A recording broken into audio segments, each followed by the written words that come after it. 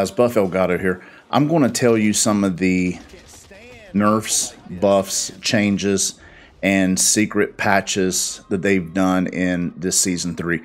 There are some secret things that I came across.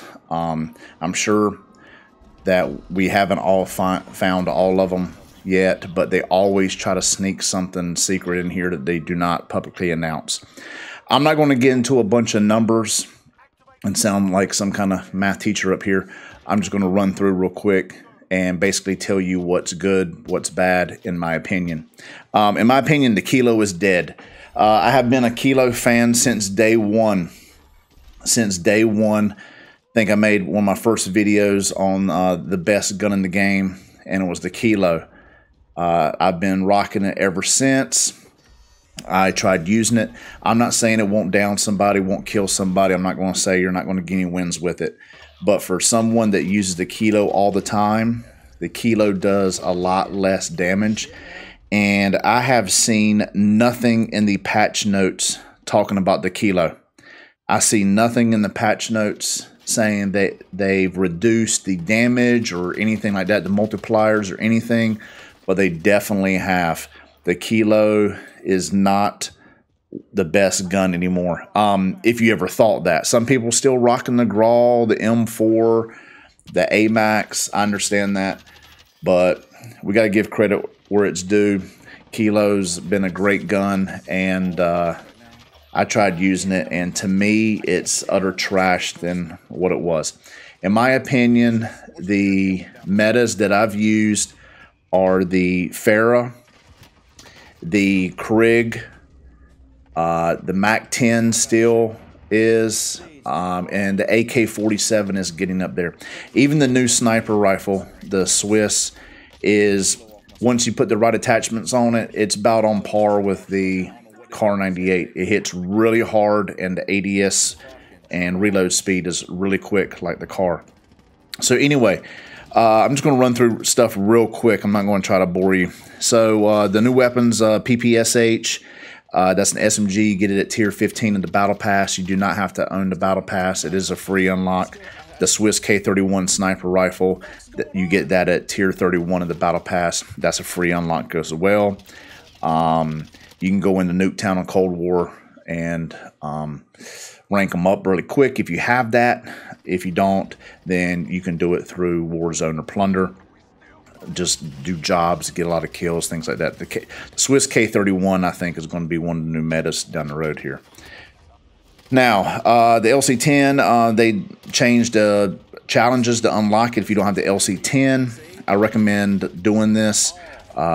Get 3 kills without dying in 15 different matches. And the Farah 83, they changed their unlock challenge if you don't have that gun, and it's get 2 headshot kills in 15 different matches. So basically, let me run down some stuff here real quick. The Cold War AK-47, they have adjusted the recoil. It has a lot less recoil than it did before. It still packs a punch. They haven't touched the damage at all that I know of. I think they actually increased the damage. We're going to get to that in a minute. But right now, I just want to focus on the recoil. That was the big problem with the gun. They have toned the recoil down on the Cold War AK-47. They haven't touched the Modern Warfare one, just the Cold War. Now, the Farah 83, they have increased the minimum and maximum damage. They've increased the maximum damage range, and they lowered the recoil.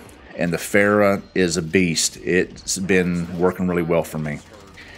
The FFAR, they have decreased the damage, and they have increased the time it takes to aim down sight. Okay, so that speed has been decreased, and the damage is less. The Groza, they nerfed it as well. The recoil has been increased, and the ADS is decreased, and the damage has been lowered. The Krig 6, there's a buff there. You have more damage to the head, neck, upper torso, and lower torso. So it does more damage now. The QBZ, they have buffed that. They've speeded up the ADS, the movement speed, and they have given it more neck and upper torso damage. On the submachine guns, the LC-10 bullet velocity has been increased. So you're going to be hitting your targets faster with the LC-10. Also, the MAC-10, the maximum damage has been decreased by 1. So these two submachine guns are still the meta, in my opinion. The LC-10, MAC-10. I know some people, the way you run, LC-10 might be the way to go. Other people, MAC-10. I tried using the LC-10. I was not as successful with it as I was with the MAC-10. The MAC-10 was just completely destroying people. The Pellington 703 sniper rifle, that's one of my favorites. They have increased the ADS speed and the raise time speed. So you're going to be able to pull that gun up a lot quicker. It hits very, very hard. It just doesn't pull up as fast as the Kar 98. Well, they fixed that. It's on par with the Kar 98 now. The AUG, there's a few things I want to tell you about that. There's some secret patches with that. But they've increased time between burst by 33%. This is the Cold War AUG. And the neck damage has decreased. The M16 time between burst has increased, and the neck damage has decreased. And there's a bunch of things with some of the barrels. I'm not going to really go into it. I don't want to just bore you with a bunch of things. But basically what I wanted to tell you is Kilo, there's a secret patch that has decreased the damage of it. And also on the Cold War AUG. Now this is very weird. They really don't want you to use this gun. And I know some of you are happy. You hated the gun. You hated people using it. So what they've done is not only have they increased time between the burst and added more recoil and decreased the damage, it only holds 150 bullets spare. Now, I want to give a shout out to Angry Man and Curtis, who I play with regularly. They found this, and at first I thought that they were confused that they had the SMG AUG, because the 150 in Warzone would make sense then. Because when it comes to ARs and tactical rifles, you hold 210 in reserve. And for the SMGs, you hold 150. Well, for some reason, when you go to the AUG and tactical rifles, it only holds 150. And I've tested this out. All of the other tactical rifles, Type 63, DMR 14, M16, they all hold 210 in reserve, but the AUG only holds 150. So it's really weird. I had 210 in reserve.